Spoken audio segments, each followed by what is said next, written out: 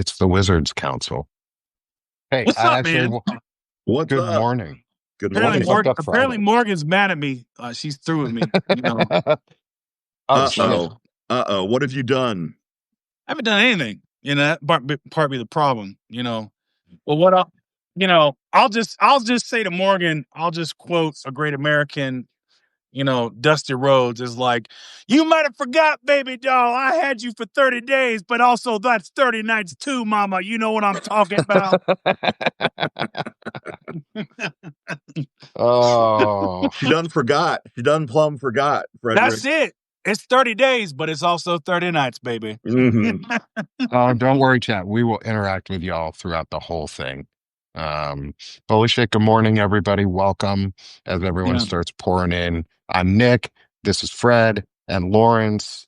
And I want to ask them, do you guys want to make this a regular thing and just hang out and do a Wizards Council? We've all got beards. We all got shit to say. We do. We can talk more about it later, but I just wanted to ask in front of everybody because I like doing that because transparency is key, right? Right. Transparency. No. Democracy dies in darkness. This is America. We talk about transparency. Right. We don't actually do We don't do that. No. It's also a negotiating tactic. If you ask us in front of everybody, how can we say no, bro? Hey, it's like the guy who, it's like the patriarchy, man. It's the guy who goes and proposes to his girlfriend at the Super Bowl when he just won. How's she going to say no? Right. But sometimes they do. Right. Sometimes. That's when it gets real fucked up. Man, You know what? I thought Travis was going to propose to Taylor. Okay. You know, I heard an interesting fact about her. She has never once been proposed to, apparently, by a boyfriend, which is really interesting. Maybe she's literally my age. Like, she and I would have gone to high school together in terms of age. Like, we are, I think she was born maybe a month or two before I was. Yeah. And how did your first album do in comparison to hers? My first album's still pending. Stop. Hey, no. I'll say this, though. I have a symphony recording and she doesn't. Ooh. I recorded a flute quartet and she didn't. She has recorded piano and solo voice, so I can't claim that one on her because she fucking got me on that. But I can say I wrote a symphony and she didn't. All I know is, man, she made homemade Pop-Tarts apparently for the Kansas City. She's so fucking cool. Like homemade Pop-Tarts. She's so cool. You know, right? The two Travis, together. Marry that girl. Marry that woman, young woman, if she wants to. If she wants to marry you, marry her, dude. Like, come on. I'll even have you on this podcast to talk about it. Like, she's if you want to join now. the shit talk, come join us. She's grooming him now. Like, he's gonna marry her. Like, good for her. He's being domesticated. Right? Hell yeah, good for her. You can see it. He's getting his hair all fixed up. Yeah, right. He's coming up and looking good. He's shopping it. He's looking at her. He's sitting on the couch looking at the J. Crew, catalog. You know, well, like he always had game when it came to clothes. Like he's not anymore. The clothes horse that she is. Not anymore. No, that's because he's wealthy enough to look like shit now.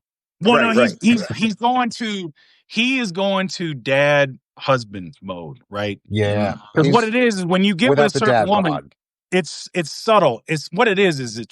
I Lawrence, you don't know this because you over there. But I'm gonna tell you how it is.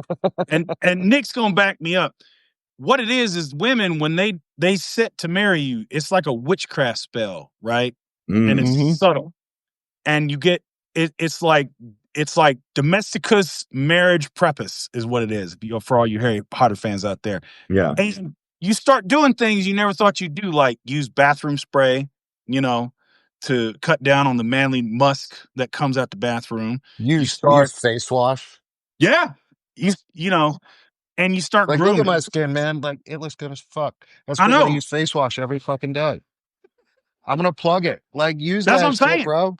Right? Yeah. I mean, that's what happens. I've been married before, and I got domesticated. There are some things that even I, as a single man, still do. There's times that I'll use the facilities. I'll go, man, I need to spray it, and I'll use the bathroom spray. And it's only me, right? It's just me. But you don't want it to smell bad either, man. No, because I've been domesticated, right? Yeah. I've come through the fire and been reforged in the light of domestication.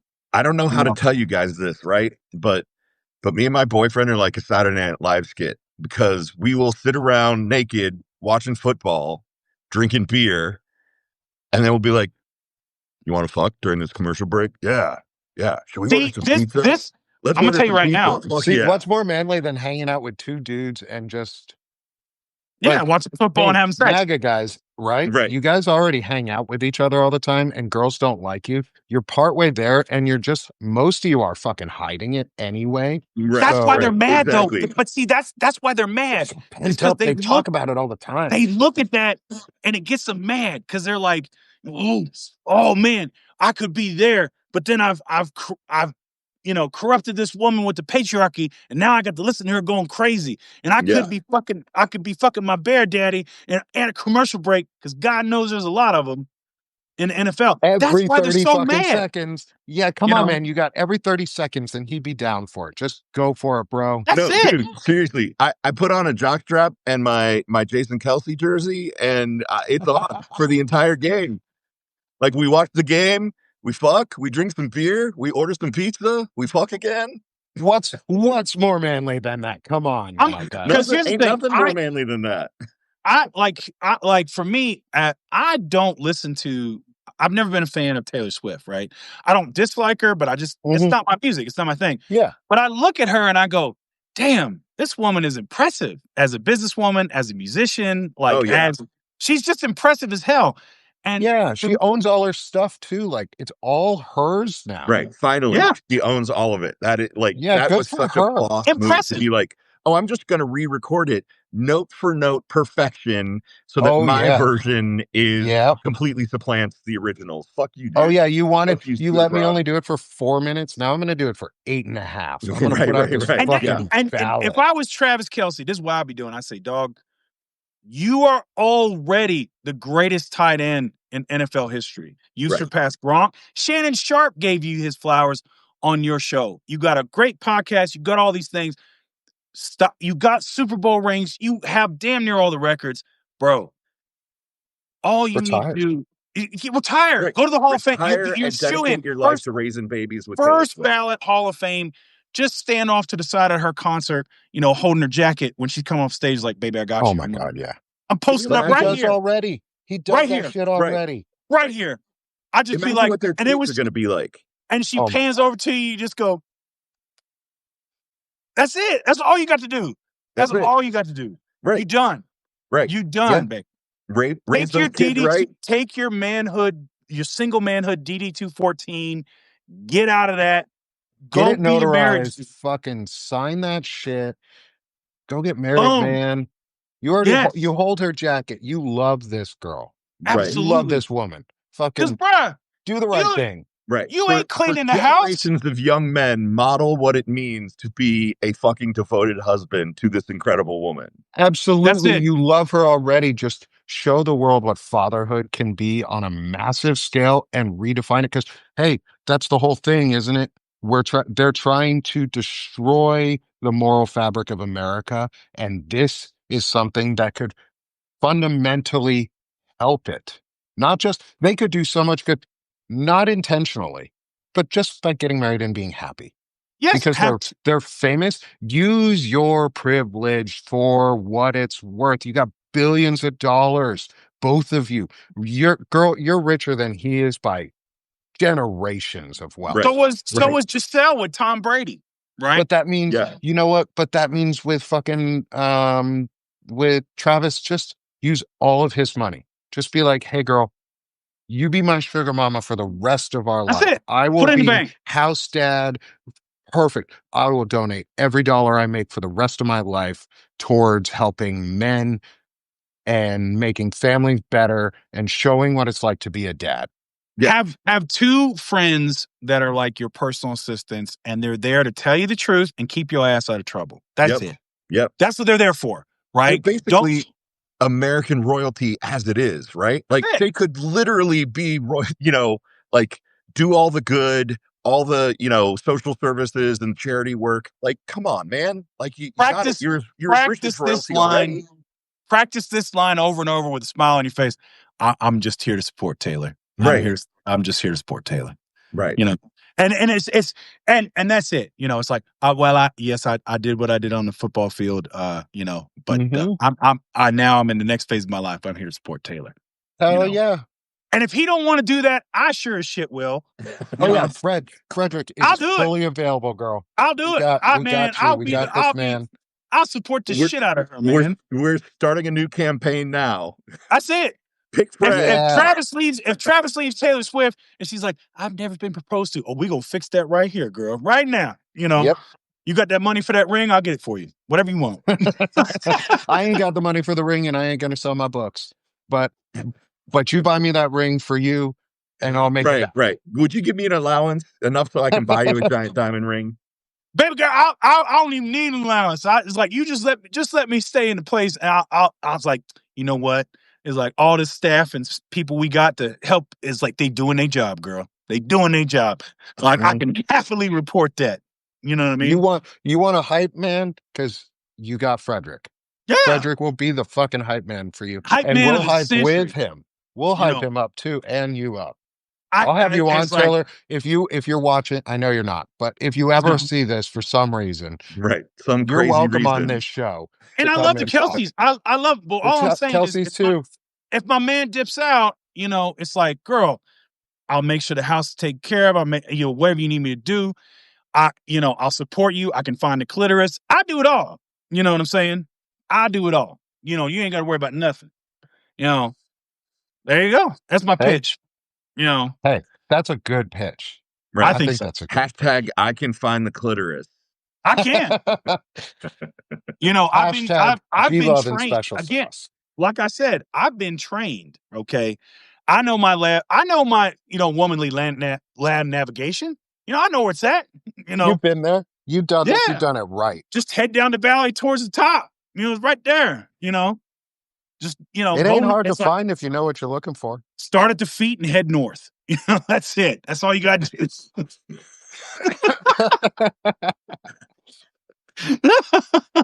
Oh my God, this is a great way to wake up. Thank you Absolutely. so much. Hey, I want to just say hi to some of the folks in the chat because everybody's been so active so far. Chat, I'm seeing you. I know we're talking a lot and just going. Kat, PJ, Morgan, anyone else in the chat. I see y'all.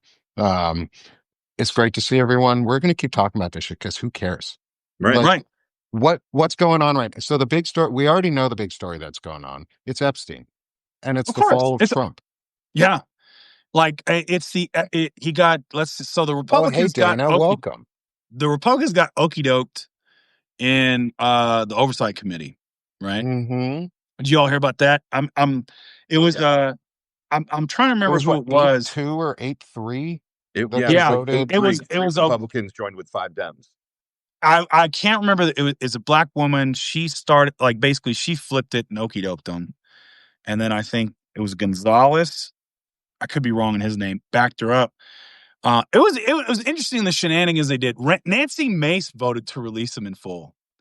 God, she's such an optimist. She's so devoid of any kind of morality or principle stand. Devoid of anything. Yeah. That's the thing. Is you look at their eyes, look at their eyes when they're talking, and there's nothing there. No, JD Vance has nothing there. Right. Nancy Mace has nothing there. Marjorie Taylor Greene never had anything there, so it's hard to tell the difference. Mike Johnson definitely doesn't have anything there.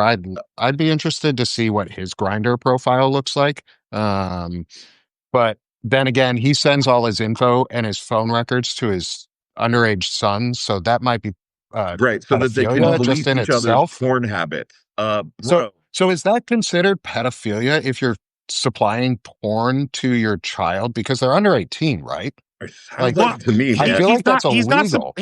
Is he supplying porn or is he monitoring to see if his son would be monitoring his phone basically, which would allow his son to have access to porn. They swap records. So basically Mike monitors his son's porn activity and the son monitors Mike's porn activity. So Mm. let me go a little bit into depth on this before we talk, because this is a scary ass topic. In the far right Christian like nationalist community, the dominionist side of the community, a lot of them, or like even the Mormons and groups that are very, very, very dedicated. Like I'm not saying stand like most Mormons. I'm saying like the most dedicated, like the very fundamentalists, the ones who want to destroy the things. A lot of them have these like purity apps on their phone that Oh, are literally scrapers. They scrape every bit of data off your phone and then they transmit it to somebody else, which means somebody has access to every single piece of data that's on Mike Johnson's phone. Mike Johnson is the Speaker of the fucking House, and his phone has a scraping app on it that sends data to who knows fucking where. We're worried about Pete Hegseth with Signalgate. Mike Johnson has a scraping app on his phone. And he's the one we know about. Who else in Congress has those, and where does that information go, and who's getting it? That's what I'd like to know. So anyway, Mike Johnson's a fucking creep. What do you guys think about him? I think he's a creep. You know, I think he's all like. Here's the thing. He's the guy that okey dokes you into thinking all this is normal, because we forget that he was one of the ones that that was the architect of this horrible justification for Jan 6th after the fact. Mm-hmm. Right. You know, but because he speaks like this, and it's, you know, I sound very educated and I keep my voice at a monotone level. So obviously, you know, when I talk about putting a gun to your mother's head and pulling the trigger, it's, you know, you shouldn't really be alarmed by that. That's the problem. Right. He's a psychopath. Right.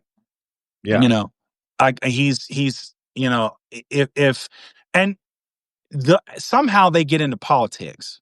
Right. You know, he's the kind of guy that I look at him and I'm just like, you've done some dastardly stuff in your life, bro. I can just tell. I just get that vibe from you, dude. Same. You know? Yeah. So question: what happened to his son that he adopted? He adopted some like random black kid who At like was 14. underage. Yeah. And he was kind of young too. It's sort of very Matt Gatesy, because Right. Matt Gates did the exact same thing with a male, with a boy. Yeah. Like these people are grooming boys. These people aren't just doing this to girls. Like we got to talk about the boys that are being fucking trafficked also. Oh yeah. Well, because Mike Johnson trafficked a boy. And where is that kid? Whatever happened to him? You don't ever see him. He doesn't talk about him. Is he alive? Is he a kid? Like you just talked about Peter Thiel on your show, Lawrence. Yeah. And like kids disappearing. And Peter Thiel's known to be around boys that disappear. Like what happens to these boys? So, because that leads into where are all these kids getting trafficked to that are in these ICE raids? We don't ever hear about them. Where are these kids going? Who is taking them? And what are they doing to these boys? Yeah. I mean, I think and our girls, worst suspicions are we know what's happening to these kids. And yeah, we know, because the Trump files are everywhere. Right. I love that you're calling them to the Trump files now. I think that is a magnificent rebranding, because nice. I like that. You know, it's not the Epstein files, it's the fucking Trump files, because we know. Can we call them, maybe we call them the Trumpstein files. Like I don't want to do the Trumpstein because there's so much anti-Semitism already that I think bringing in Epstein even more, because Epstein is a huge part of it, and I don't want to downplay any of that. I literally write poetry about Epstein every fucking day right now. Like it's disgusting and I hate it, but I write poetry about Epstein every day. Fred, I'm going to read today's poem because I don't think you've actually been on any of the shows while I've read any poetry. No. And this one goes, I'm getting into the heart of like the next step of what's after Trump, because we all see that this is the fall of Trump in some way. The damage is what happens when it all comes out. Well, it's interesting. I just saw in the chat. I am not a conspiracy theorist, so I'm not saying I believe this, but I have seen this as a conspiracy that is put out by the right, by MAGA. Somebody just said this. Of Epstein is dead. There's a conspiracy that Epstein didn't die in prison. Interesting. There's an interesting conspiracy that they have that Epstein is actually alive, and the whole thing is that they busted him out instead of him dying, and he's still controlling it because Epstein has a lot of ties, just like Maxwell does, to Ghislaine, Ghislaine, because that's actually how you say her name, and I'll say it. I try not to say names incorrectly unless it's Dumpy Trumpy, or Tiny Tank Trump. And my wheels are so squeaky. Oh, I loved him. He was so fun. We should do a Trump off one day on just random shit. The problem is now I already know you're gonna win. No, I'm gonna do South Park. I don't know. I'm gonna win. Fred, Fred's got voices in there. I heard it yesterday. He's a D&D. He's got voices. He's got those in his head. He's trying to get them out. I think I'm gonna do. My problem is I'm gonna be like Dana Carvey when he did George H.W. Bush, which wasn't George H.W. Bush, when he's like, not gonna do it, not gonna do it. Like that, and George H.W. Bush never said that, right? But that's how everybody remembers it. Right now, because of South Park, I'm gonna be like, hey guy, relax, come on, relax. That's now gonna be my Trump, you know? Right. I told me to relax. I give so much props to them. So much. Trey, Matt, thank you for doing that. For real. Came through, man. I've kind of fallen in and out of love with them over the years. For sure. But bro, they're fearless. They don't give a damn. They got fuck you money. Like you were talking about, Lawrence. I'm glad you guys brought that up this morning. Thank you. Because they got fuck you money. And they're saying fuck you. And that's what I'm saying. Like, Taylor, Travis, get married and then use some of that fuck you money for good. Right. What is the point of having that much money unless you can actually use it to say fuck you? That's it. Like they're ending our democracy. Say fuck you. Right. Exactly. 100%. You had a poem? Okay. Where's the poem? I have a poem for you. So today's poem, it's about the Epstein Files, but it's not, the Trump Files. But it's now about the downfall and what comes next. Because we know what comes next, and I want to get your guys' opinion on some of these folks because they're creepy and disgusting as fuck.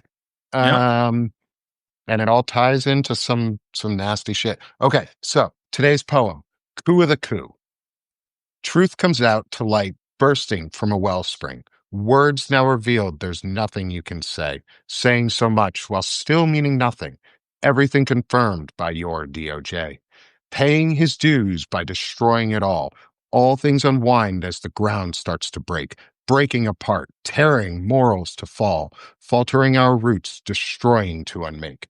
Undertaking a new coup of the coup, hiding JD behind a mask so red in the path on his way to recoup, put in, revenge with no words said, silent to take, from the shadow make fear, silent they take. It's time for Palantir. All right. Nice. It's time for Palantir. Yeah. It's time for Palantir. Jesus fucking Christ, that's scary. So what do you guys think? That's the intro to it. What do you think about Palantir? Brett, I know you've probably interacted with some systems that they use, because most of us who were in the military did. Actually, if you were in the Army or in the Marines or any ground force that had a intelligence collection or missiles of any sort, you worked with Palantir. Or avionics, you probably worked with Palantir.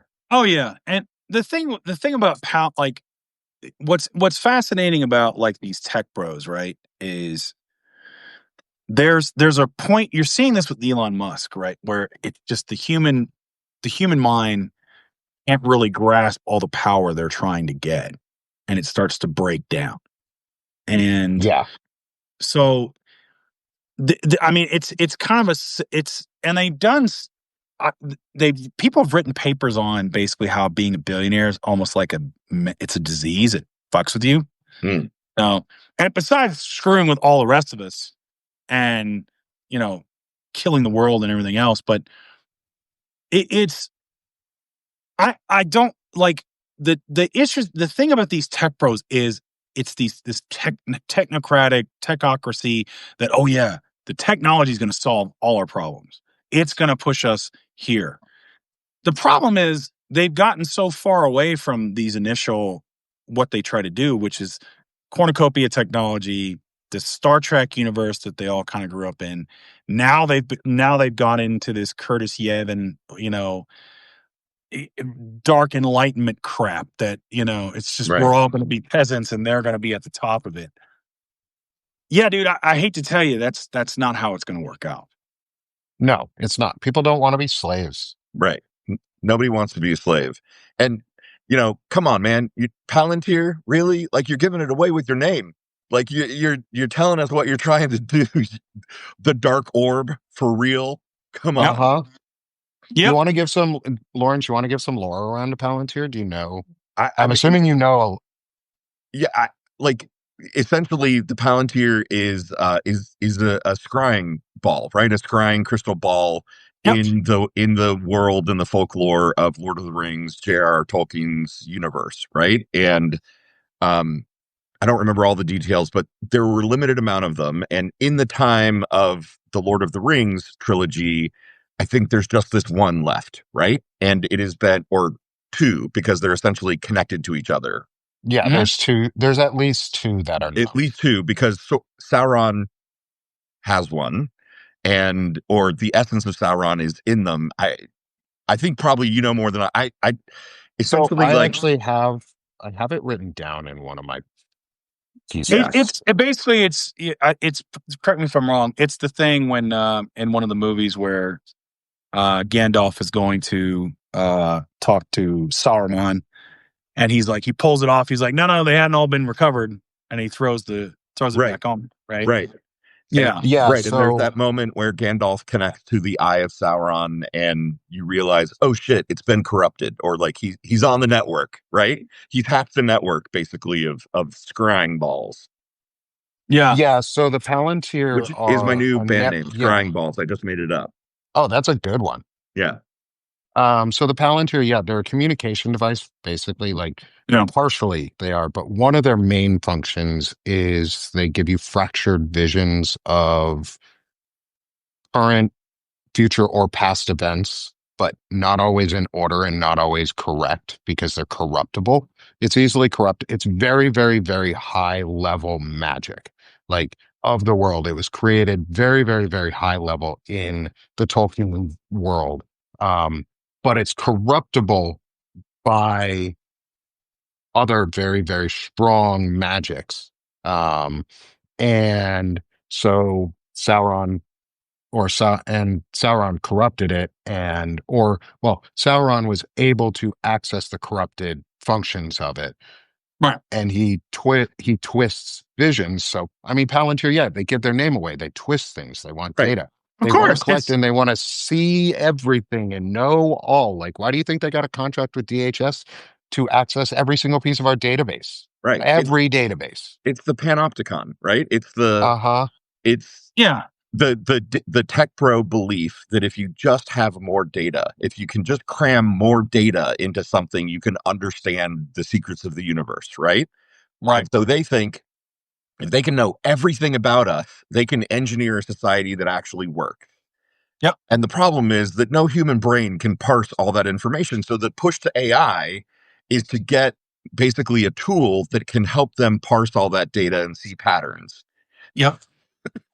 Yeah. And, and that's what they're trying to do. And they want to build in profiling. Right. Built in profiling. And, my question is, why you read sci-fi and say, I want to be the bad guy.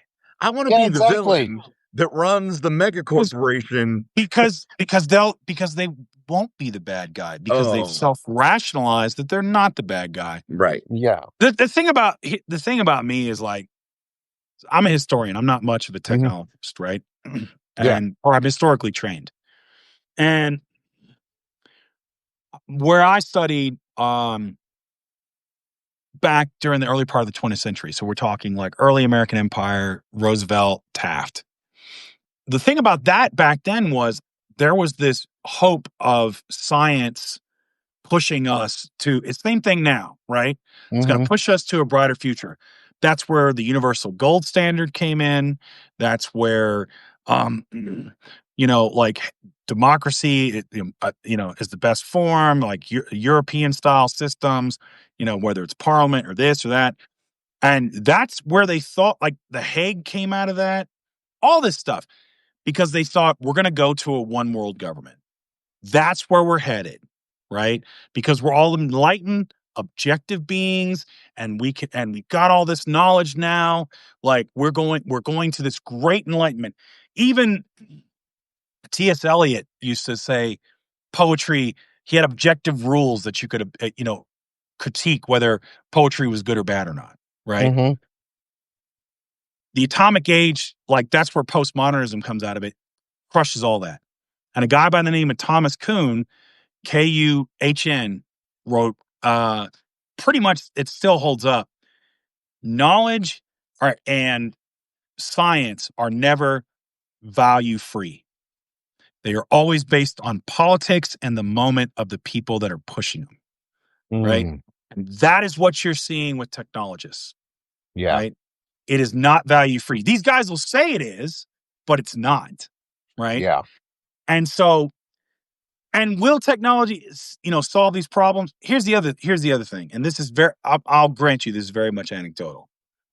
Marines are going into Fallujah, right? Mm-hmm. Clearing it out. I think that was 2004. They're kicking in doors, right? And part of kicking in those doors and going through those doorways is they had tripwires would explode, caused all kinds of injuries. So the DoD puts out this machine that is going to let you electronically identify the tripwires, blah, blah, blah, paid all this money for it. Didn't work, right? How did Marines get around this? They would buy crazy string and shoot it at the doorway, because crazy string is light enough to land on the tripwire and stick, but not set it off. Right? And so that's fucking brilliant, man. Yeah, it is. It's a low-tech solution. Right. It's a low-tech hack. Now, and I'm not saying that, I'm not trying to be a Luddite, and I'm not trying to be like some, like a primitive or anything like that. But the thing about it is like, it's the arrogance of hubris. It's literally the Tower of Babel, right? Mm-hmm. That you think you can take all this knowledge and you're going to somehow reach to the end of the Platonic, chain of being, the ontological chain of being, and you're going to become like a deity.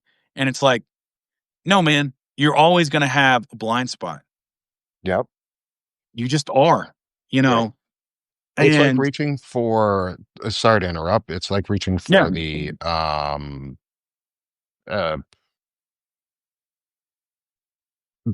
AI thing. I'm at a loss for words.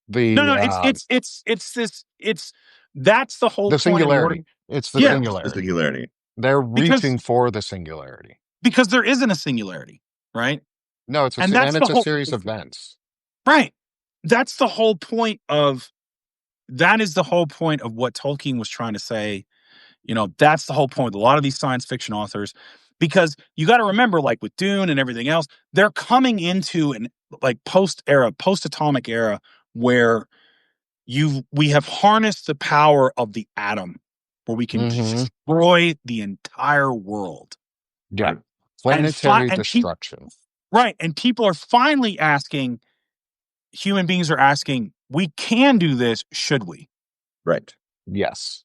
Should we have some restraint? Right? Always. Should we pull back? And so, but there's going to be people in our society that, while pushing boundaries is good and exploring unexplored frontiers is good, there comes a point where it's not good. Right? Yeah. And all those same people will self-rationalize, right? And it will allow them to do horrible things. Yeah. I'm grabbing up these Hispanics who are here illegally because they're criminals, and I'm just making my country better. Mm-hmm. It's the example of Star Trek. Star Trek is the society that advanced technologically after we destroyed ourselves, basically, in a war. Yeah. We learned how to harness technology for good by going faster than light. We found aliens, but then we put rules in place. There's a prime directive in Star Trek. For a reason. for a reason, you cannot interfere with other societies that are pre-starflight, like faster than light, because it fucks up their growth. And it's exactly that, is it's technology with restraint. Like, I'm a technologist. I'm also part of everything every time I went to school. So I've gone to school twice. I have a degree in music theory and composition, and I have a degree in computer science. And during both of those degrees, I took sociology courses because I like the ethics behind things, and I wanted to understand, like, what is the impact of what I'm doing and how does it make good? Because in computer science, when you get your degree, you learn a creed, which is do no harm or do good. It's the Google's original philosophy and their original motto of do no evil. I think that's wrong, and I think that's how we got to the place where we are, where technologists see themselves as this, like, hierarchy of we're better than everybody else. We have this meritocracy system that doesn't work because it's really awful and it hurts people and it puts people into fucking therapy for years. I'm an example of it. I went through a year and a half of therapy because of somebody who just bullied the shit out of me most days. And have been that's there. how it Had works. A tech career. Like, that's how tech works. Like, it's not a good culture right now, and we can confront that. And we need to, but it's all that bullshit that they think they're better because they have this false sense of self. And the difference between Star Trek, like I was saying, the difference between Star Wars, say, and Star Trek is technology was really put for good in Star Trek, not in Star Wars. No. And I think a lot of it has to do with this notion that technology, there's this notion that humanity is fundamentally flawed, right? Okay. And that technology is fundamentally good. Yeah, like, because it's going to fix the fundamental flaws of human technology. Right. Or humanity, right? Technology is going to fix the fundamental flaws of humanity. And so the thing is, a lot of times with humanity, where we're fundamentally flawed, it comes with we are imperfect. We have imperfect knowledge. We have imperfect perception. We have trauma. We have psychological, like, biases. You name it, right? And it colors everything that we do. The problem with that is thinking that there is a place. This is what I talked with Lawrence yesterday, and I wrote about the value of enough, right? Today, based on our conversation after you jumped off yesterday, which is, you are always going to come from a flawed place, right? Oh, absolutely. And your actions, your intent will sometimes, or a lot of time, not match up with your impact, right? But what makes you human is, like a human being, is absolutely what you do. And there's good and bad in that, right? So the bad part is you're going to do bad things. That is the angst you're going to feel. When you make decisions, you are changing your world. You are trying to make something different happen because you're making a choice. However, and you're going to screw that up from time to time. And especially when you get high level of leadership, you might make a mistake that might screw it up for a lot of people, right? Oh, yeah. But you can also change for the better. You can also do better. So that's why I love, like, you are what you do fundamentally. And if you get up and you try to do good things every day, statistically, you're going to have better outcomes for more people every day, right? Oh, of course, yeah. Yeah. And so, and then thus that makes you a good person. So people might say, well, I'm a bad person. Yeah, but you don't have to stay a bad person. Yeah, it's a choice. Right. So it's like, for MAGA, you can come back to the light. You can come back and be a better person.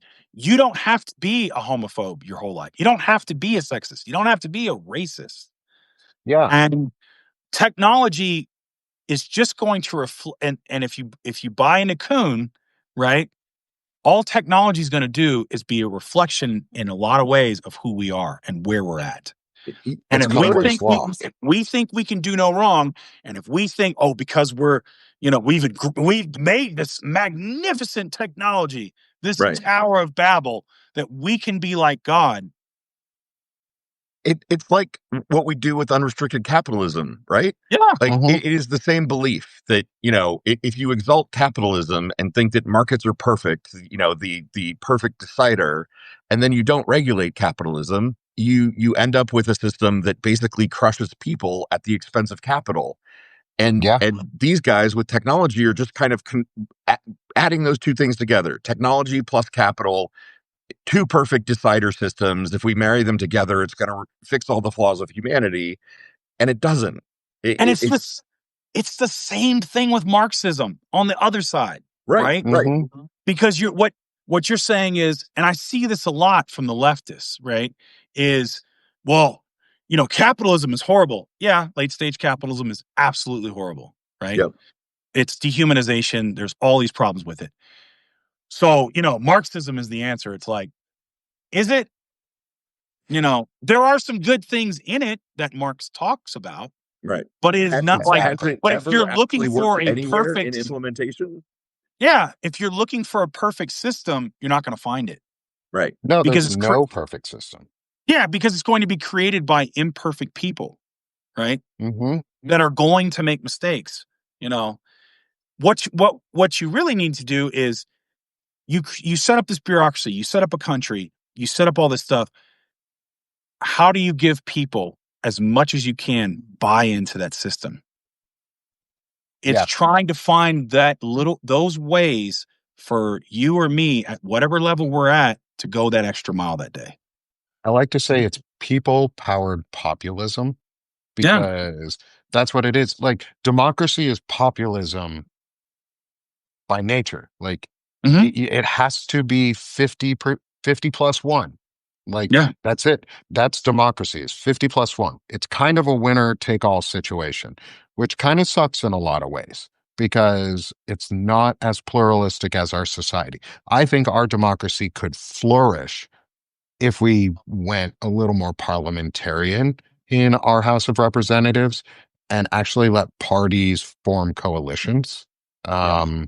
And use like a popular, like, ranked choice voting systems and things like that. Like, I think there are very good ideas on progressive left. I'm progressive left, but I'm progressive left in a way that, like, cares about people and doesn't want to leave people behind, because when you get too far left or too far right, they merge. Yeah. And it's really, and that's where we're at, is we're in the dangerous spot where the very, very far fringes of both groups have been outcast in a way and are going to join together, partially under the America Party. I have a feeling folks like, and this is just a prediction, and I hope I'm wrong, is that Ro Khanna may break away from the Democratic Party. I think Thomas Massie will break away from the Republican Party.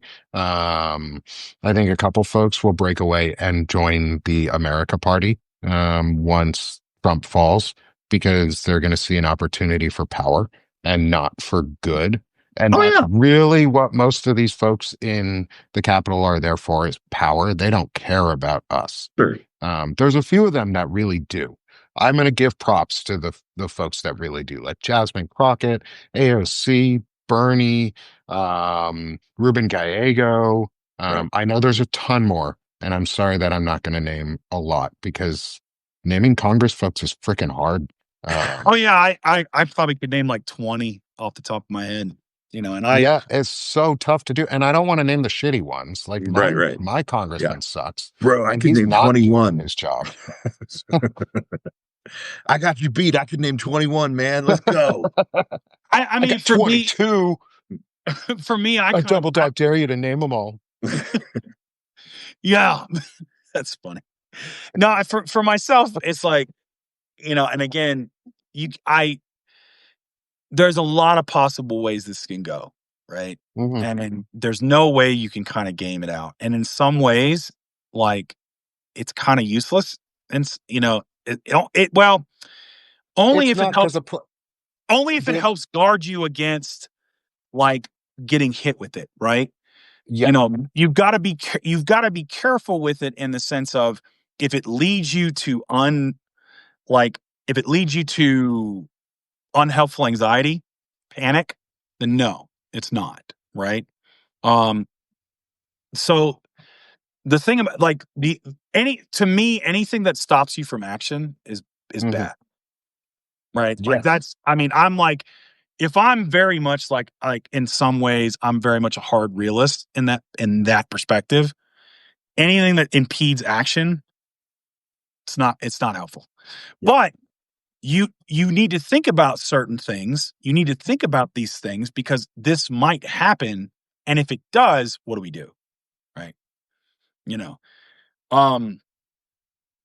where I see positivity is people are getting really furious about this stuff because this is like, damn it, Adam Smith said in The Wealth of Nations, an unregulated market first eats everything around it and then eats itself.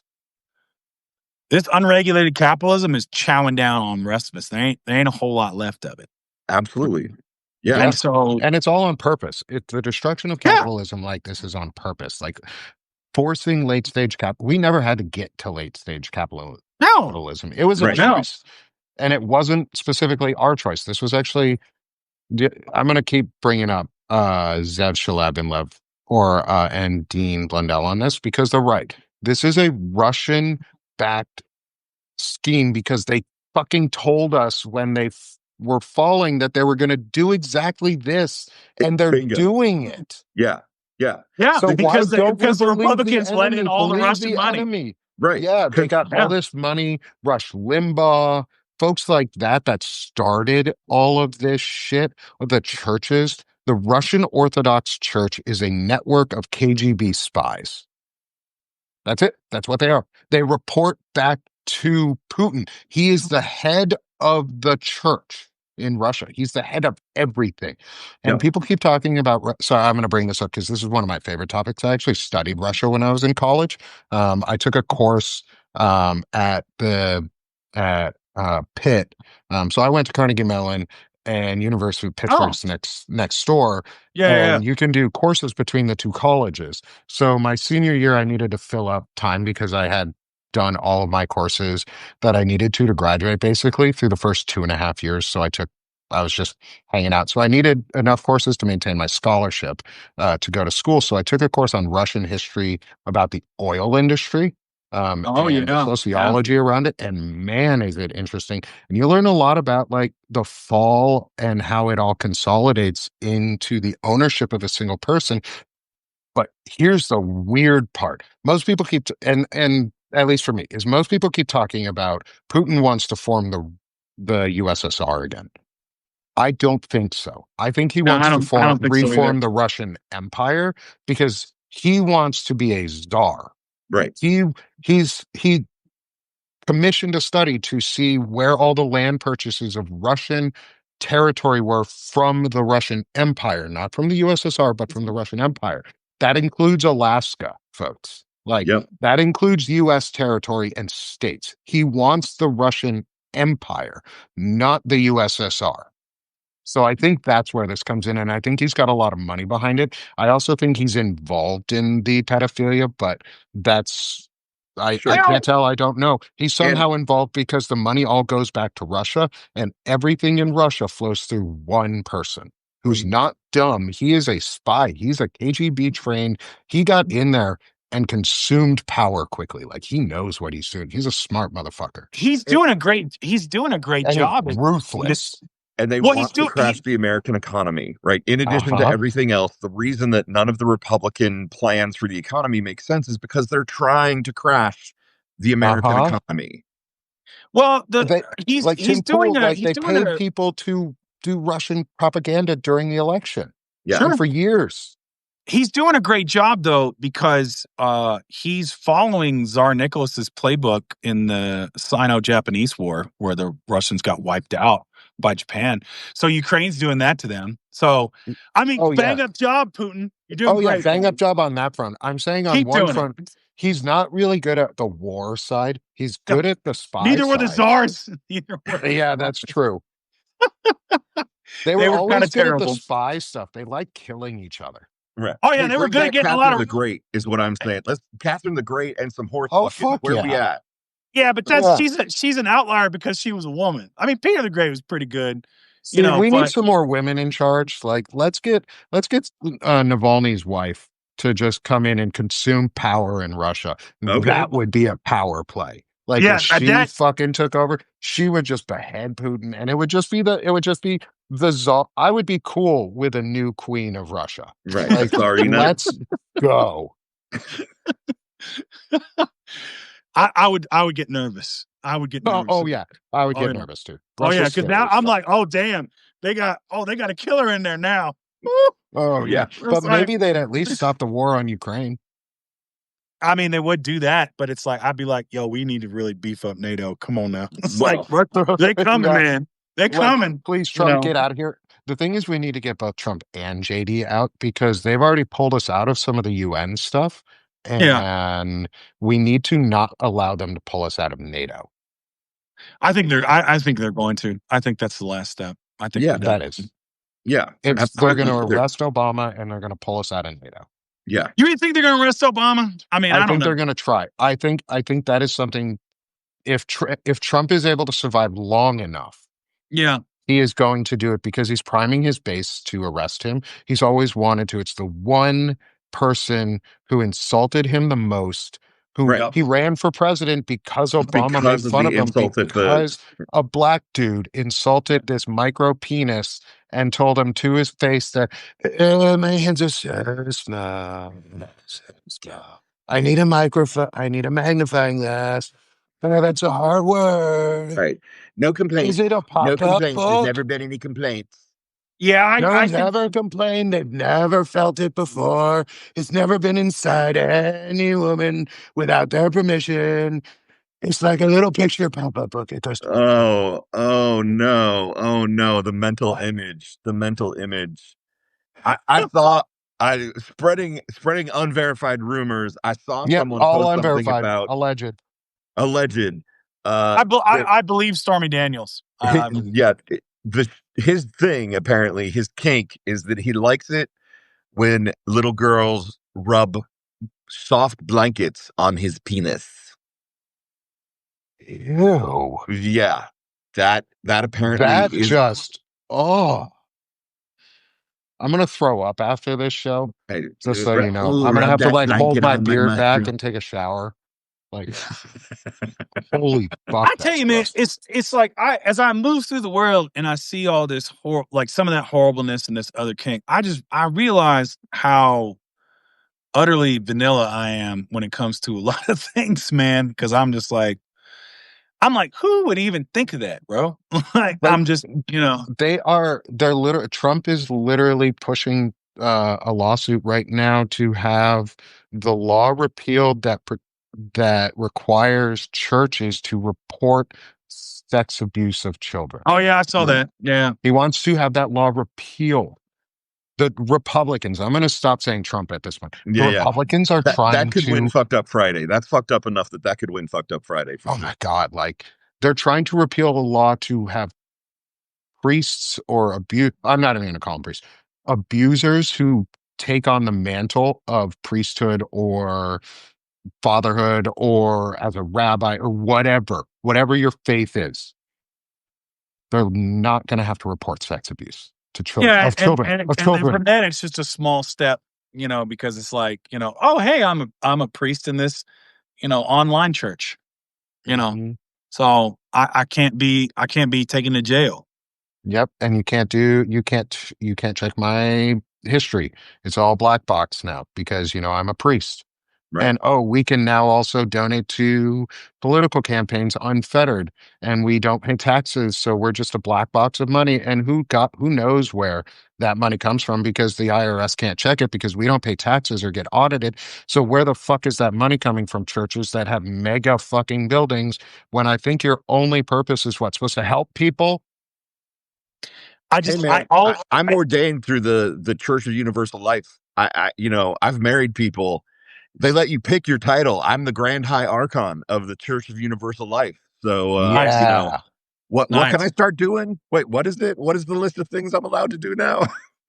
Like, I'm gonna join Satanism just to fucking get good values. Like, their precepts are good. Like, don't rape people. Like bodily autonomy. Right. I can get behind that. I mean, God, it's like, it's like, I swear, man, I that kind of stuff, it makes me wonder, and this is just me talking here. Why would they do this in a country that has more guns than people? Because when the rule of law breaks down, right?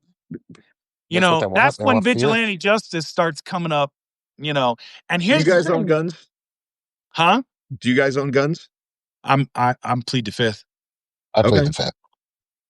I mean, I have never owned a gun in my life. I live in Blood Red, Indiana now. I would suggest buying one. My brother-in-law, who retired from the military, the Army National Guard, after 30 years of service, he's got like 11 or 12 guns. And I'm like, you know what? Yeah, no, I think I'm going to go buy a 9mm. I think I do not feel safe.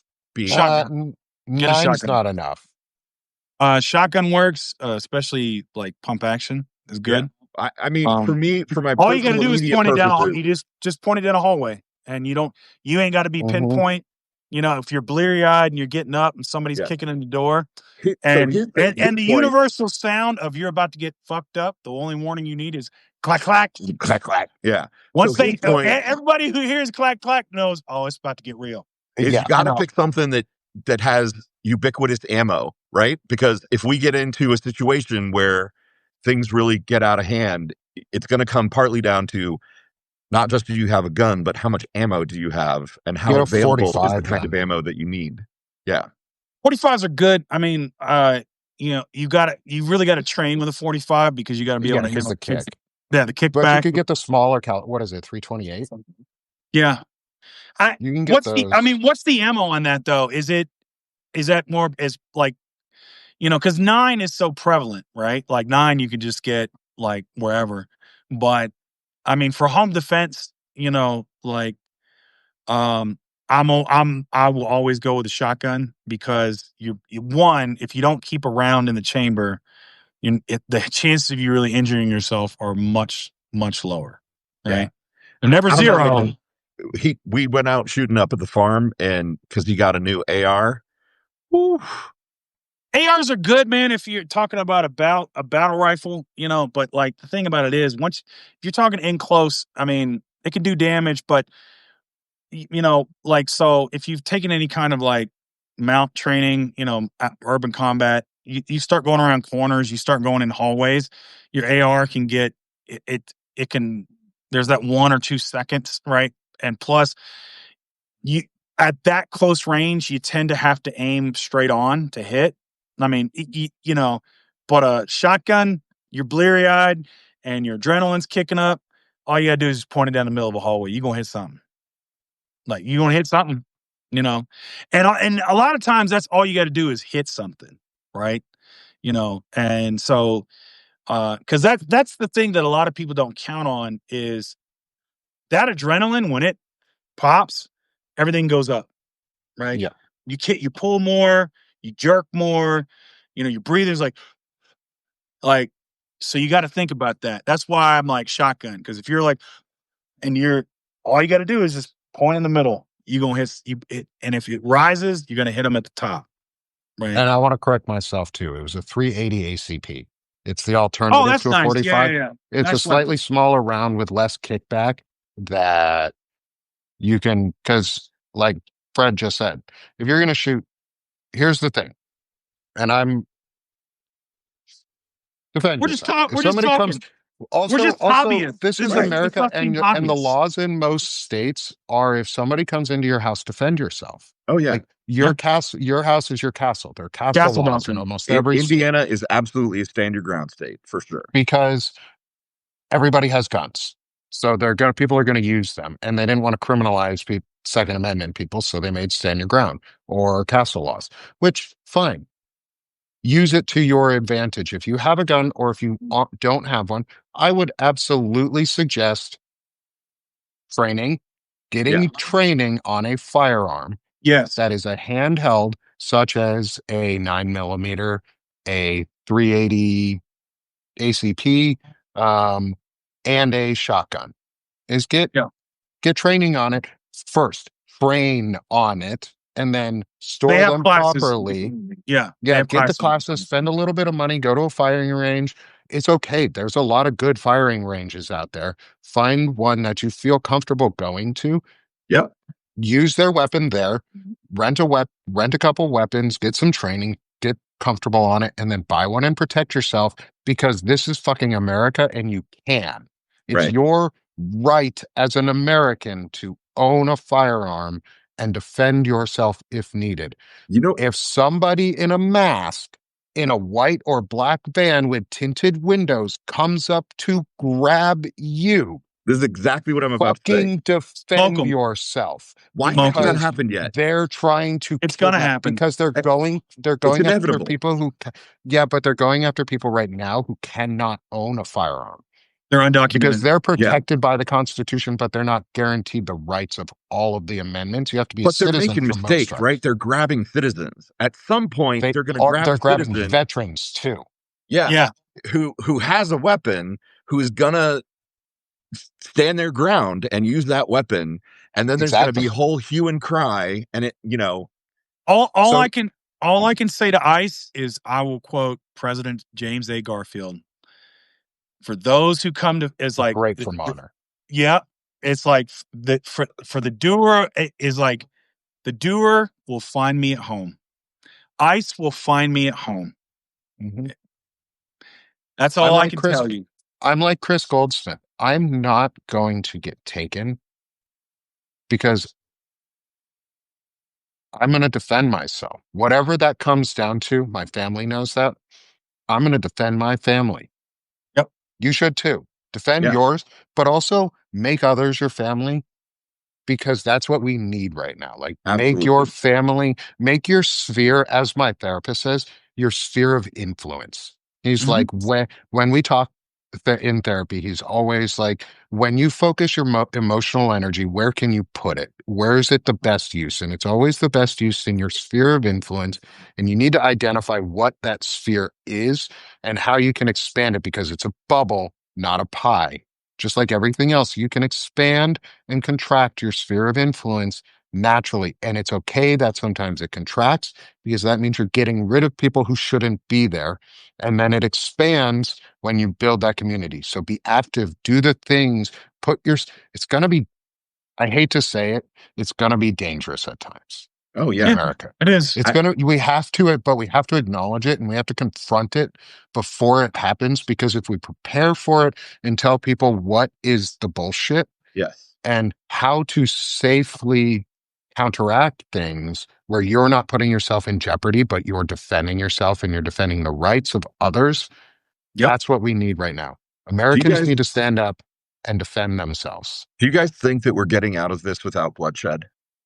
No. I seriously hope so, but it depends. I don't think we're going to have a civil war, as in like blue and gray. You know, when we all line up on that. Right. I think we're going to have. I think what's going to end up you see this as the rule of law and systems break down, right? And an insurgency, random violence. I mean, the right was already doing that, right? You know, when they're attacking like power systems and, like substations, when they were doing that pre-election, that kind of stuff. Oh, yeah, that guy in what, like Louisiana, Kentucky? Was it that the FBI stopped? Mm-hmm. Yeah, I mean, you have the Bugaloo boys, all that Bugaloo crap and all that shit. And like, Lawrence, all libertarians. It's all a matter of time. It's only a matter of time before ICE. Because Stephen Miller said that... he directed them to snatch non-criminals at their court hearings. That wasn't a mistake. That was direction. Stephen Miller directed them. They have a quota. And so here's how you know. If Trump starts arresting politicians, they're coming for us next. Oh, for sure. Oh, absolutely. Right? And so the thing is, they've already started arresting politicians. Right. I mean, see Obama. Not if they already do it. And the thing is, like, I'm not advocating violence, right? Oh, absolutely. I'm not. Peacefully and patriotically is the way to go. I'm not advocating, Always. but all I'm saying is if somebody shows up to my door and they don't have a warrant and they have a blacked out van and they have masks on their face and I'm going to get disappeared to God knows where if I go with them. That's kidnapping, right? Remember, that's kidnapping. I would much rather, like at that point, I would much rather defend myself in my home and call the state police in Colorado to come arrest me. And absolutely. I'll fight it out in court. I'll fight it out in court at that point. The first thing you should absolutely do if somebody shows up at your house or a neighbor's house or somebody in your neighborhood's house who has blacked out windows and unmarked vans, call the police because they may not even know that it's happening. ICE isn't telling all of the police, and the police don't know what to do in some areas. The police are directed to not allow that to happen. Right. And not allow them to be masked or violate your constitutional rights, because it is your constitutional right to avoid unwarranted search and seizure. That is a constitutional guarantee that you do not go to jail without a court hearing or without some sort of judicial process. That's the whole point of posse comitatus. And that means bring the body. Yep. And it's bring the body to court. That means somebody has to represent. You can't get disappeared in this country. You're not supposed to be, but we're doing it. Right. Until now, we've got at least all those 4 folks death that are camps going up. to Alligator, Alcatraz. Yeah, you're hearing about the high-profile ones that get repatriated, right? But there's going to be dozens that will not. They're never going to be heard from again, right? Yeah. The people that were just here, that like a guy named Luis who was working construction. His family's back in Guatemala, and he's rooming with 5 other guys, and he got snatched at his job. He ain't and there's no ACLU for him. Right. There's no way his family can get in touch with him. Right. Nope. That man disappears, he's gone. It's like he never existed, right? And so if they start rounding up high-profile politicians like Barack Obama, what do you think they're going to do for me? Who's speaking out and doing what I got to do and being a problem, who doesn't have the connections and doesn't have all this stuff. You think I'm going to a camp and I'm coming back out? No, but and here's the thing: is that's a lot of fear, and we have to acknowledge there's a lot of fear with this. Yeah, because we're putting ourselves on the line right now. Like the 3 of us out here, all of you in the chat, everybody's putting themselves out on the line. Whoever's putting videos out and content out, we're putting ourselves on the line. We need to do more of it. That's the thing is, as they go, fascists want you to obey in advance, which means they want you to give up and they want you to be scared and they want you to hide. We're not hiding. We're not hiding. And I am absolutely, I want to say that I am not advocating violence. 100%. 100%. I'm not advocating that you never. If you own a gun or don't own a gun, it's up to you. That is your individual choice as an American. You want to try to run, you want to go with them, you want to get a lawyer, all that other stuff. All I can tell you as a former veteran and my mindset, I ain't going with them. Wait, former veteran, are you dead now? Yes. No. Yeah, I'm sorry. Former Marine, a veteran who's a former Marine. I'm not going with him. Nope. I'm not going with ICE. I will go with legal law enforcement. I would go with a sheriff who has a warrant, who has a badge, who I can call his office and get confirmation that this individual is an actual sheriff or state trooper. If they don't have a badge, if they don't have a badge number, if they don't have a warrant, don't fucking let them in your house. I'm not going with some bounty hunter that's going to kidnap me for a quota. No, they're Boogaloo boys in vans. They're Boogaloo boys. No, it's J6ers dressed up. No, it's like, And I'll tell them straight out, it's like, you come in this house, it ain't going to be nothing nice. Let me ask you this. Kat in the chat says, why have we not made a citizens army? We have the right to form a militia. We don't, though, right? Like, there are laws against forming an army. The governor of the state, like, the militia is actually the National Guard. That's the state militia. No, you do have a right as citizens to form a well-regulated militia. but it has to be registered and well regulated. Yes, it does sort of mirror the National Guard, but there's a reason that the Boogaloo Boys and Proud Boys are allowed to function. Yeah. They are militias. They are independent militias. We can.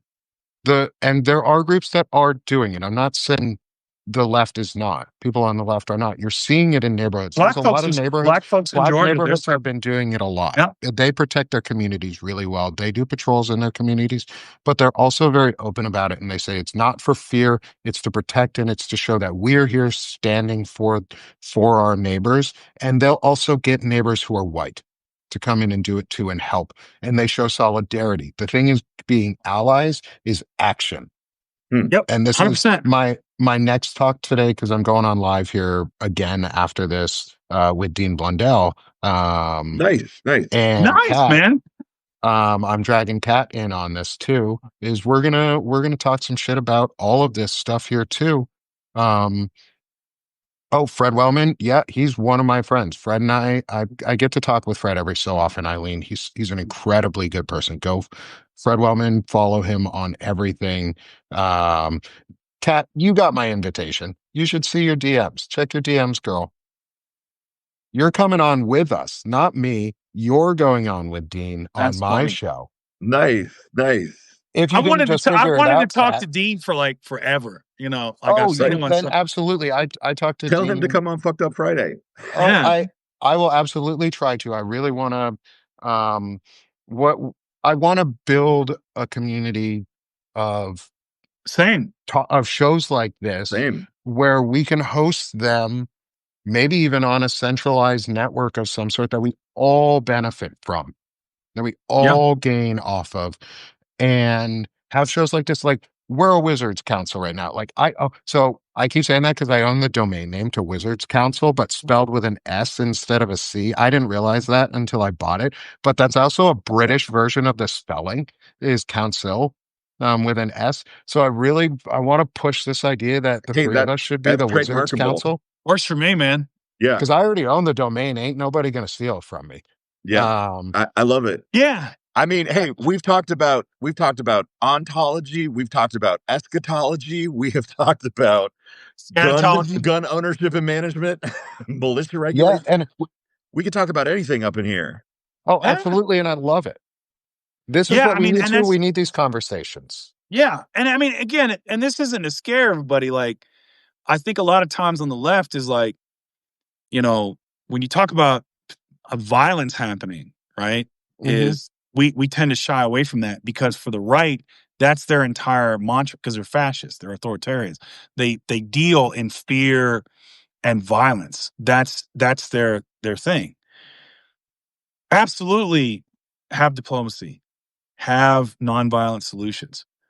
But there might come a time when you have to organize and you've got to be prepared. That's all. Yeah. That's it. And it never hurts to have a plan. No. And I mean, you listen to this, like, I'm a big fan of The Clash. You listen to, song Paul Simon wrote, The Guns of Brixton. When they kick in your front door, how are you going to go? You have the choice in America. Yeah, shot down on the pavement or ending up on death row. It's like, and it's not an advocation for violence. Like, we're going to say this over and over. We're not advocating violence. We're advocating self-defense and awareness and peaceful and patriotic movement of push, because 3.5% of the population in a sustained manner topples autocracies 100% of the times. And guess what? We ignited over 3.5% of the population on No Kings. Right. We didn't get a sustained protest on, say, Good Trouble. However, how many of us are now on Substack talking much more frequently daily in these groups and chats and are discussing these things and sharing these videos and getting people involved in a way that they haven't been before? That is sustained movement. That is toppling the autocracy, because we're putting it into the light. Donald Trump wouldn't have fallen from Epstein if we didn't keep talking about it. The right would have brainwash their people back into saying that Epstein isn't bad. They're doing it already. They're trying, but it's not working because we latched onto it. And instead of shying away from it for once, we took the gasoline and we were like, yeah, let's fucking go. Let's do it. And yeah, I'm going to do the Trump little. Yeah. Yeah, and here's the thing. It's not the guy like me or Nick or Lawrence that's gonna be the first one to kick off violence. Right. It's gonna be just some guy who is in Los Angeles in East LA. And they're snatching his buddy or they're snatching his little cousin. And kid. And all of a sudden it just breaks. Or it's Rodney King. Be it's the Rodney King riots.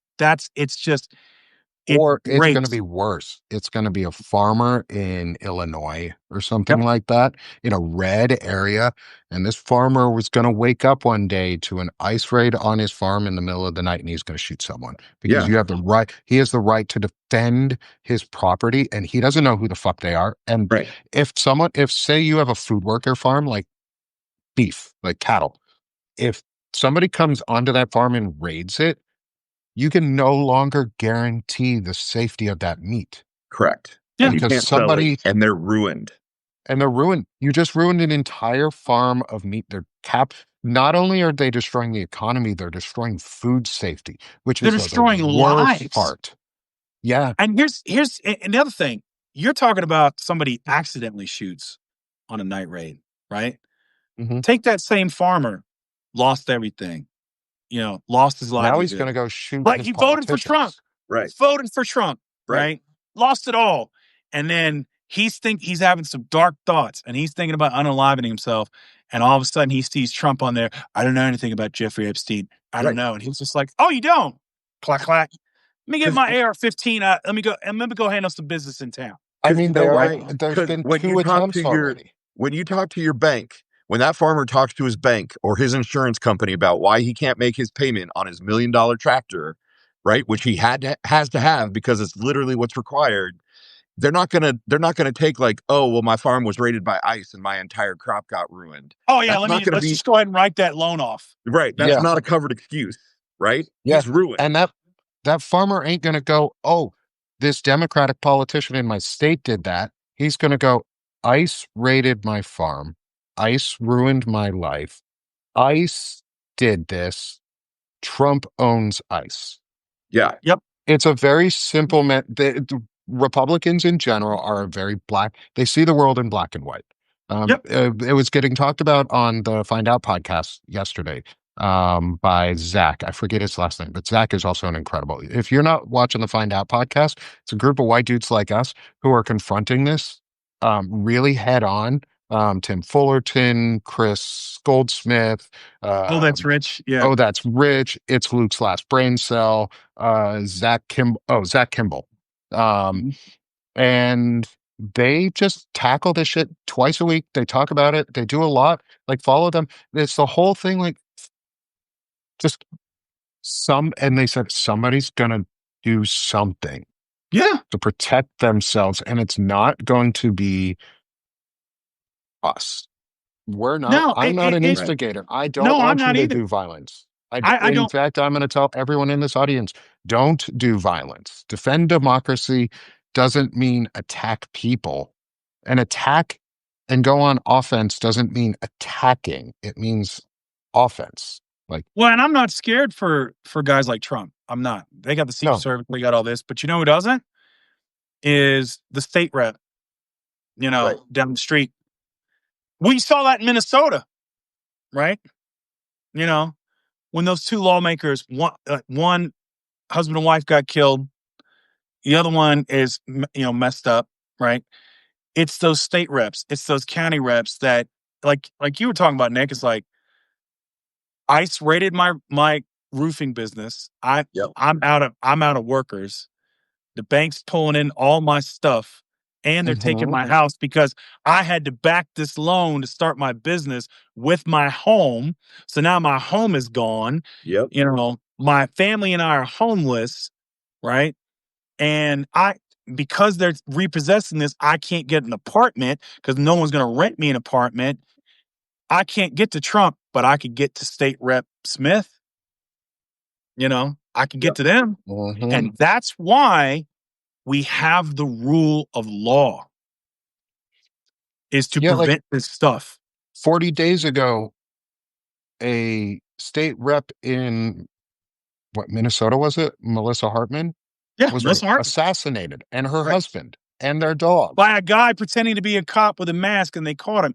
And the thing is, we're not saying and this. Republicans were cheering about it during the fucking thing. Mike Lee and I'm not advocating for this. I'm warning you, Republican politicians. This is what's coming. This is what is going to come with all your foolishness, because you think you're untouchable. Right. Yeah. And you're not. You're untouchable until you're not. Right. And because Trump comes really quick. Republican state reps, Republican House reps. Minnesota.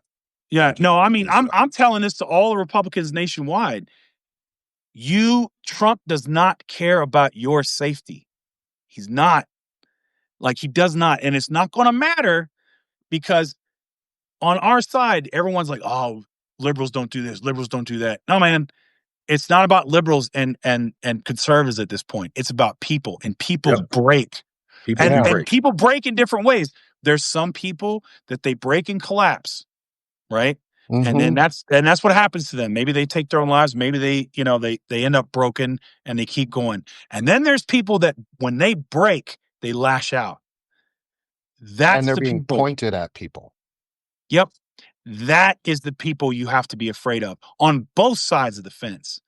And when you keep adding this pressure, and you keep breaking these norms, and you keep pushing down, eventually those folks who break are going to break in a horrible way, and you can't control it.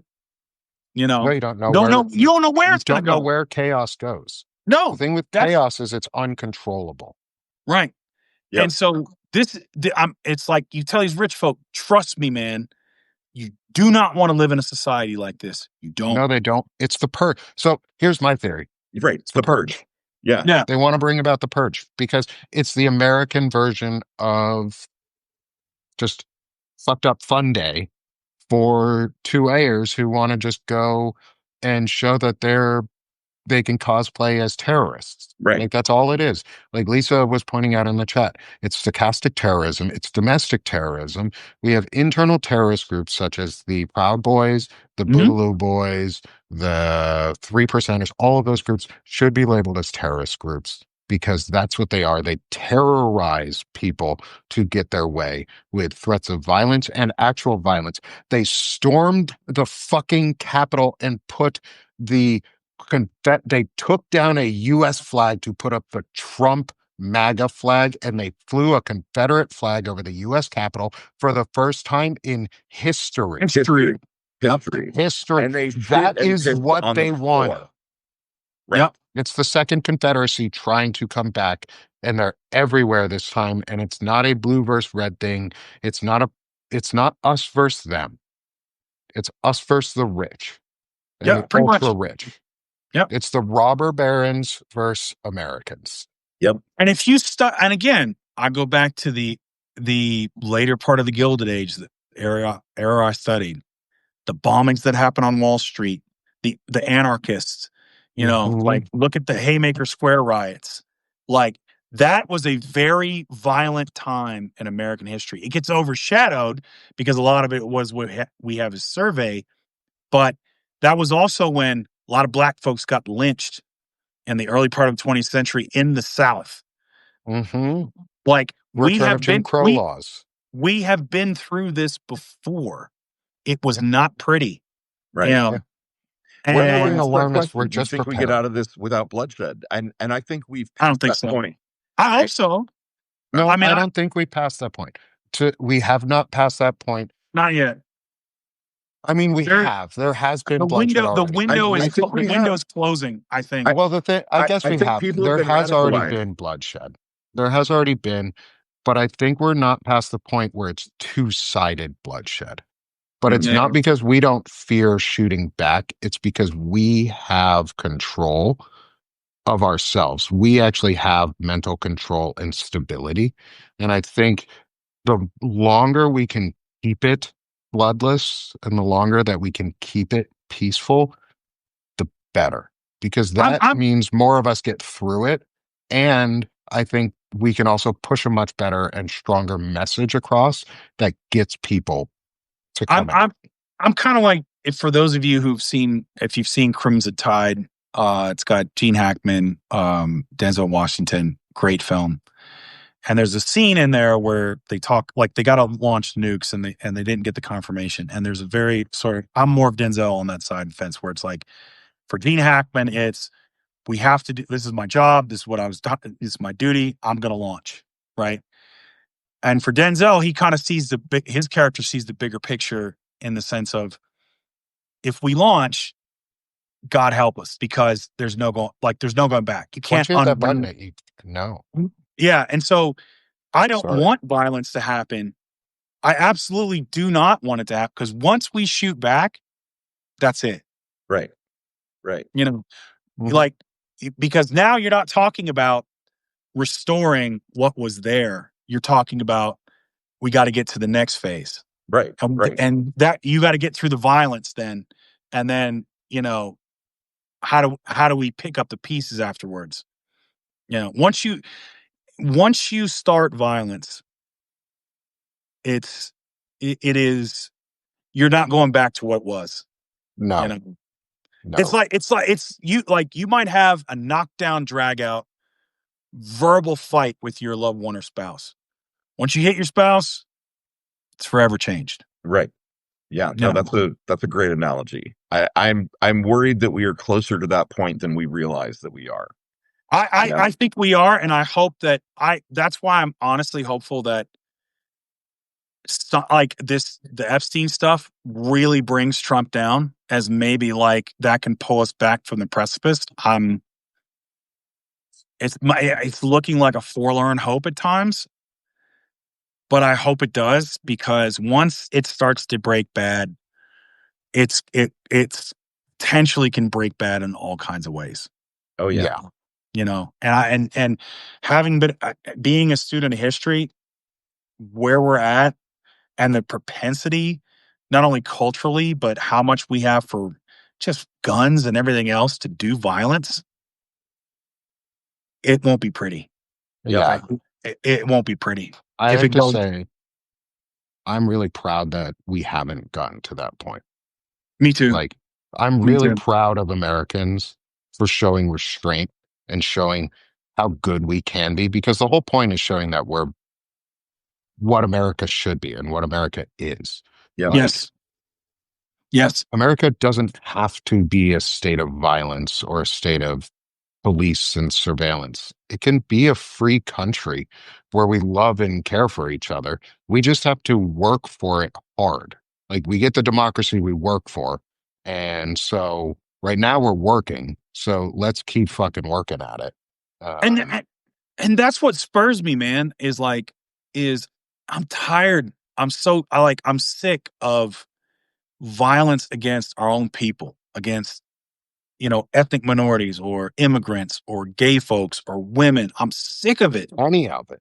I'm tired of all this violence worldwide. I'm tired of it, because it doesn't work. It just breeds more violence. Why are we give more money to USAID, feed more people, clothe more people, house more people. Yes. Give more medicine to people, uplift people. Don't burn those contraceptives that we could have given to all these women and girls around the world, or even back here in home, who need them. Right. What if we just took just a 20th of the energy we put into this violence and put it into helping people. My God, what we could change in this country and in the world. It would be so amazing. And how easy it would be to do it? Yeah. It's easy to do. And I'm not saying it's going to be the three of us who do it. Somebody out there is going to get inspired to do it. And this is why I keep saying at the end of a lot of my shows now is, run for something. Go to the runforsomething.net website and sign up. Even if you're not going to actually run, get the training, get the understanding, because then you can help somebody else run. You can be a candidate. You can be a campaign manager. You could figure out you really want to do it and run for your school board and find that you really enjoy it. And you can kick that mom for liberty asshole off of it who's destroying the education and trying to burn books. They're Nazis. Nazis burn books. Right. We don't. Right. We encourage books. We encourage reading. Lawrence is fucking writing a book. Like, they don't write books. They don't write sci-fi books. Their books and art is boring. It's bullshit. It's garbage. Yeah, ours is fun and funny. That's why they want to get rid of fucking Sesame Street, is because it's fun, it's enjoyable, it's funny, it's cute. It's not PragerU. Yeah. Yeah, PragerU. Jesus. We're going to have another discussion. I'm going to actually ask, holy shit, we have a ton of people here. I want to say one, thank you to everybody who's come here. Yeah, thank you guys. Like, amazing crowd. Love everybody who showed up, and a huge chat that's going on. I'm gonna see if we want to cut it off here in just a couple minutes, because I got to take a break before I go back on live here at noon. Yeah, it's 12:30 for me. I gotta eat some lunch, boys. Yeah. But I really want to say, and I'm gonna do a self plug because I'm trying to kind of do it now. Please subscribe to Sick of This Shit with Nick. I'm doing poetry, political, social, everything. And I do a podcast on it and these shit talks now. And I'm really trying to kind of make it into a living. So if you could come and support me, come try and join as a paid subscriber if you want, or join as a founding subscriber for $200 a year, and you get a free poem of your choice written for you. I will write you a poem of your choice as part of your founding subscription. And as a part of today, I'm going to gift both Fred and Lawrence paid memberships. It doesn't really get you guys anything, but going to gift you guys paid memberships anyways, just for joining me. And I'd love to, like I said, I'd love to do this again and make this more of a regular thing for us. And we can talk about it. Do me a favor. Yeah. Go into your discount section and create a paid discount for, like, I don't know, $1 or a couple bucks or something. I will do that so you get a paid subscriber out of it. Oh, sure. Yeah, I'll do a summer pledge drive. I'll do that. But I'll do it after I get off with Dean this afternoon. Is I'll open up a summer pledge drive, and I'll drop my annual subscription down to, or my monthly subscription down from $5 to, let's say, $1 per month. Yeah. I'll drop my yearly subscription down from, I think it's 55, let's say $10 a year. Fuck yeah, man. Annual subscription, new annual subscriber right here. There you go. Yeah. So, and I'm going to give a plug to my two brothers down on my screen below me, Frederick Poag. I'm going to let you plug yourself, but Fred is freaking awesome. Thank you. Love him. Go subscribe to him.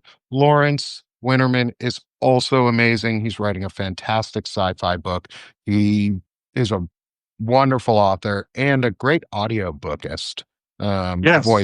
Voice author, and I'd love to hear him do more. So Lauren or Fred, you want to take it away for you? Dig it. Yeah. We have crossed 200 folks in this live. That is amazing. Thank you, everybody. I'm at Missives from a Middle-Aged Man. I pretty much write, everything from, just thoughts on the morning, which is kind of like stoicism stuff, or just basically values. I wrote one today about the value of enough. And I do politics and poems sometimes. Not as much as Nick. I'm impressed.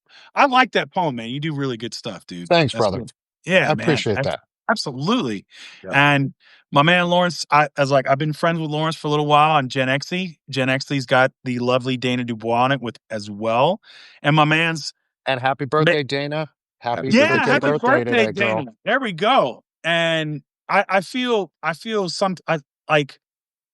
happy that you're writing a fiction book, dude. I love it. Like, that's so amazing. Yeah, 100%. And I'll kick it to Lawrence, man. You got, go for it, bro. Yeah. So, like Frederick said, I am a part of Gen Xe with my partner in crime, Dana Dubois. I've been dropping some links in here. I dropped links for Nick and for Frederick, and also for Gen Xe. So my collab with Dana is genxe.io. That's our Substack. And then I've got a personal Substack, Lawrence Winterman Science Fiction, which is where I'm serializing my novel. And just real quick, I'm gonna one more plug. I'm like for Lawrence to throw it up. Fusen Ayuden. She's going. Yeah. Yeah, there we go.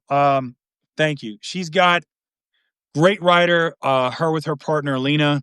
They are. Fusen's going through a little something right here. We love her. She's like a little sister to us. Her GoFundMe's in the chat. Lawrence is kind of heading that up. So if you've got a couple bucks, or if you don't, go to their check out their articles, give them a like, give them a share. Definitely we want to take care of her. Yeah. So 100%. Thanks, Frederick. That was awesome. awesome. Yeah, no worries. Yeah, No worries. please support Fusen. She's amazing. Yeah, I barely know her. But from what I know of her and what I've been getting to know of her, she's fantastic. Please support her. Powerful writer. Like she's going to be everyone. Yeah, I can just see it now. Historians are going to be looking at her stuff. Dude, I agree. The first time I read her stuff, I was like, this woman is going to be famous. Like, she is incredible. The way she writes about her life, man, I'm telling you right now, it's just that's like her stories are what make a difference. That's it. Absolutely. And so, thank you guys so much, Nick. I'm kicking it back to you. It's your show. Let you close on, brother. Thanks, y'all. Thanks for joining on this shit talk as we shit talked our way through everything that's going on, and hopefully y'all had a good time, learned something out of this, and got a little bit of an idea that it's time to stop being sick of this shit and start doing this shit. Nice. Thanks, y'all. 100%. We'll see you again. Thank you, guys. Thanks, guys. Bye-bye. Bye.